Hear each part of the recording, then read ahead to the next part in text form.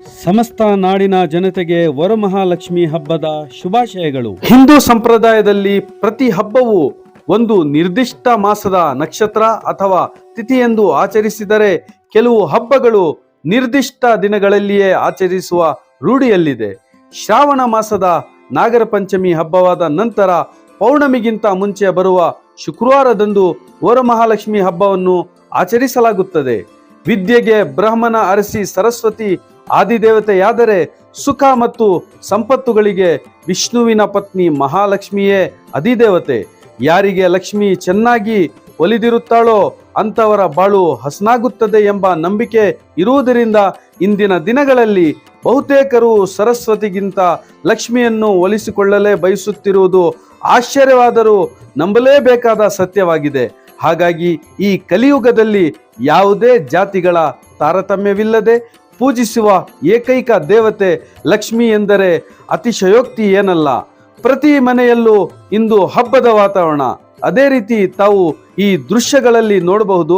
ಮುಳುಬಾಗಿಲು ತಾಲೂಕಿನ APMC ಮಾಜಿ ನಿರ್ದೇಶಕರು, ಮುಳುಬಾಗಿಲು ರೋಟರಿ ಸಂಸ್ಥೆಯ ಅಧ್ಯಕ್ಷರು, ಟೊಮಾಟೊ ಮಂಡಿ ಮಾಲೀಕರು ಹಾಗೂ ಸಮಾಜ ಸೇವಕರಾದ ನಗ್ವಾರ್ ಸತ್ಯಣ್ಣರವರ ಮನೆಯಲ್ಲಿ ಇಂದು ಹಬ್ಬದ ವಾತಾವರಣ. ಲೋಕ ಕಲ್ಯಾಣಕ್ಕಾಗಿ ವಿಶೇಷ ಪೂಜೆ ಆಯೋಜಿಸಿದ್ದು, ಕುಟುಂಬ ಸಮೇತ ವಿಜೃಂಭಣೆಯಿಂದ ಲಕ್ಷ್ಮೀ ದೇವತೆಗೆ ವಿಶೇಷ ಅಲಂಕಾರ ಮಾಡಿ ಪೂಜೆ ಸಲ್ಲಿಸಿ ಎಲ್ಲರಿಗಾಗಿ ಪ್ರಾರ್ಥನೆ ಸಲ್ಲಿಸಲಾಯಿತು. ಎಲ್ರಿಗೂ ನಮಸ್ಕಾರ. ಮೊದಲನೇದಾಗಿ ನಾಡಿನ ಜನತೆಗೆ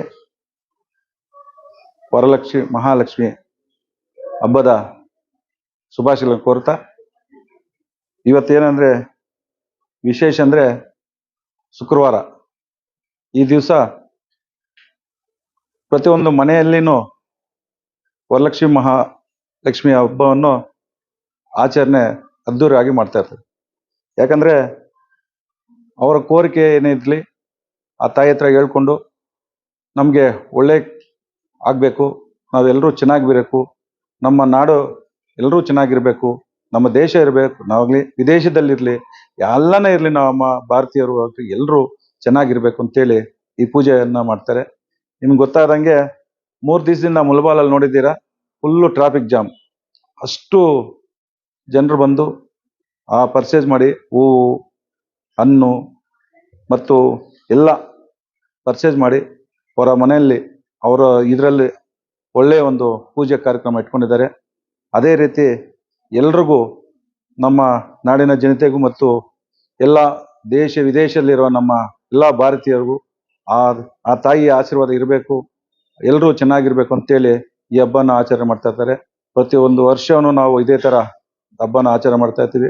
ಯಾಕಂದರೆ ನಾವು ದೇವರನ್ನು ನಂಬಿಕೊಂಡು ಯಾವುದೇ ಒಂದು ಕೆಲಸ ಮಾಡಿದ್ರೂ ನಮಗೆ ಒಳ್ಳೇದಾಗತ್ತೆ, ನಮ್ಮ ಫ್ಯಾಮ್ಲಿಗಾಗತ್ತೆ, ನಮ್ಮ ದೇಶಕ್ಕಾಗಲಿ ಎಲ್ರಿಗೂ ಒಳ್ಳೇದಾಗತ್ತೆ ಅಂತೇಳಿ ನಾವು ಈ ಹಬ್ಬನ ಆಚರಣೆ ಮಾಡ್ತೀವಿ.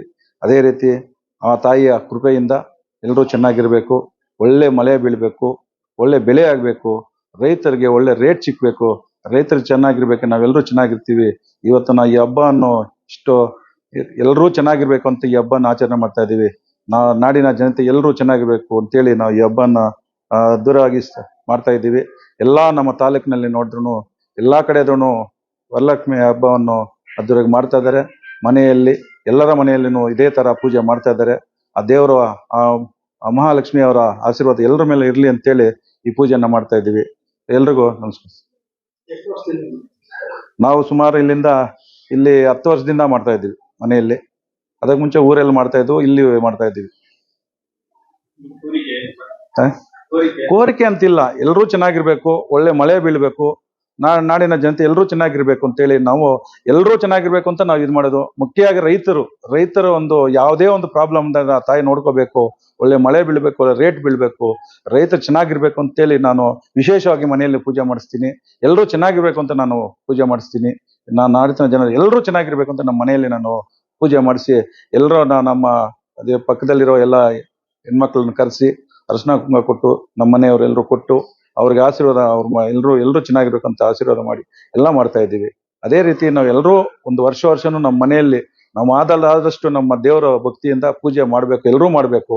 ಮಾಡಿದಾಗ ನಾವು ಎಲ್ಲರೂ ಚೆನ್ನಾಗಿರ್ಬೇಕು ಅಂತೇಳಿ ನಾವು ನಮ್ಮ ಮನೆಯಲ್ಲಿ ನಾವು ಎಲ್ಲ ಮನೆಗಳಲ್ಲಿ ಮಾಡಬೇಕು. ಮಾಡಿದಾಗಿಂದ ನಾವೆಲ್ಲರೂ ಚೆನ್ನಾಗಿರ್ತೀವಿ ಅಂತ ಮಾಡಿಸ್ತೇವೆ. ಅದೇ ರೀತಿ ನಾವು ನಮ್ಮ ಮನೆಯಲ್ಲಿ ನಾವು ವರಮಹಾಲಕ್ಷ್ಮಿ ಹಬ್ಬವನ್ನು ಮಾಡಿದಾಗ ನಾವು ಏನೋ ಅನ್ಕೊಂಡಿದ್ದೋ ನಮಗೆ ಆಶೆಯನ್ನ ನಾವು ಈಡೇರಿರುತ್ತೆ. ಅದು ಪಕ್ಕದ ಮನೆಗೆ ಹೇಳಿದಾಗ ಎಲ್ಲರೂ ಅದೇ ತರ ಇವಾಗ ಒಬ್ರಿಗೊಬ್ರು ಮಾಡಿ ಎಲ್ಲಾ ನಮ್ಮ ತಾಲೂಕಿನ ಎಲ್ಲಾ ಕಡೆನೂ ಇವತ್ತು ವರಲಕ್ಷ್ಮಿ ಹಬ್ಬನ ಮಾಡ್ತಾ ಇದ್ದಾರೆ. ಯಾಕಂದ್ರೆ ಇವಾಗ ಎಲ್ಲರೂ ಮಾಡ್ತಾ ಇರ್ಲಿಲ್ಲ, ಸ್ವಲ್ಪ ಜನ ಮಾಡ್ತಾ ಇದ್ರು.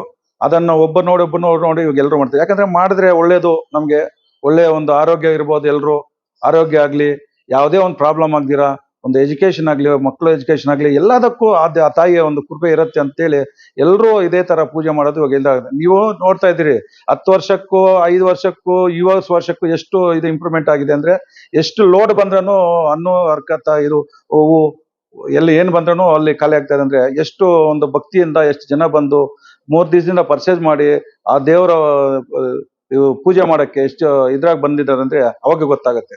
ನಮ್ಮ ನಾವು ನಾಡಿನ ಹಬ್ಬ ಯಾವ ತರ ಮಾಡ್ತೇವೆ ಆ ತರ ಒಂದು ಮನೆಯಲ್ಲಿ ಲಕ್ಷ್ಮೀ ಪೂಜೆಯನ್ನ ಮಾಡ್ತಾ ಇದ್ದಾರೆ. ಅಂದ್ರೆ ಎಲ್ರಿಗೂ ಒಳ್ಳೇದಾಗಂತ ಇವತ್ತು ಮಾಡ್ತಾ ಇದ್ದಾರೆ. ಅದಕ್ಕೋಸ್ಕರ ಈ ಪೂಜೆಯನ್ನು ಎಲ್ಲರೂ ಚೆನ್ನಾಗಿರ್ಬೇಕು ಅಂತ ನಾವು ಈ ಪೂಜೆಯನ್ನ ಮಾಡಿಸ್ತಾ ಇದ್ದೀವಿ.